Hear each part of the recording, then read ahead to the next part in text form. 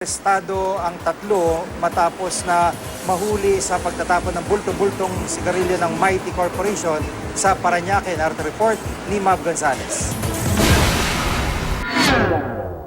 Nauna na raw sinita ang mga sakay ng dalawang L300 van matapos silang magtapon ng bulto-bultong sigarilyong nakasilid sa malalaking plastic bag sa San Isidro, Parañaque kahapon ng hapon. Sinita sila dahil bawal ang maramihang basura doon at bawal ding magtapon ang mga hindi taga Parañaque. Galing daw kasi sa Muntinlupa ang mga sigarilyo. May nagtapon na nakaban mga sigarilyo. May tinignan ko, meron din naman.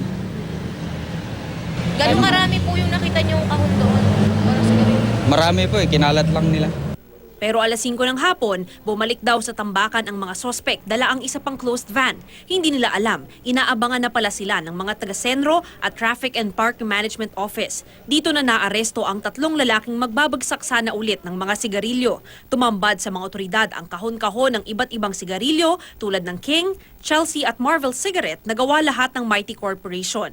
Naging kontrobersyal ang Mighty Corporation dahil sa umano'y hindi pagbabayad ng kaukulang buwis at nilalagyan lang ng umano'y peking selyo ng BIR ang mga kaha ng sigarilyo.